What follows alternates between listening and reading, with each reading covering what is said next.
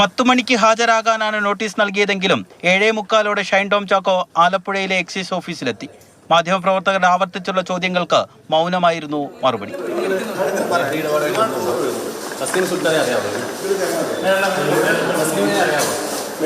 8 മണിയോടെ അഭിഭാഷകനൊപ്പം ശ്രീനാഥ് ഭാസിയും എത്തി.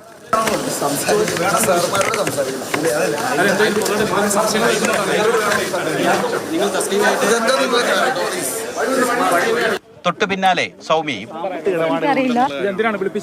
അത് അവളെ കുറിച്ച് അറിയാം, ഫ്രണ്ടാണ്. അപ്പൊ അതിനെ കുറിച്ച് ചോദിക്കാൻ വേണ്ടി വിളിച്ചത്. അന്വേഷണ ഉദ്യോഗസ്ഥനായ എക്സൈസ് അസിസ്റ്റന്റ് കമ്മീഷണറുടെ നേതൃത്വത്തിലാണ് ചോദ്യം ചെയ്യൽ. തസ്ലീമയുമായി നടത്തിയ വാട്സ്ആപ്പ് ചാറ്റുകളുടെയും സാമ്പത്തിക ഇടപാടുകളുടെയും രേഖകൾ അന്വേഷണ സംഘത്തിന് ലഭിച്ചിരുന്നു. ഇത് നിരോധിത ലഹരി വസ്തുക്കൾക്ക് വേണ്ടിയാണോ എന്നാണ് പ്രധാനമായും ചോദിച്ചറിയുന്നത്.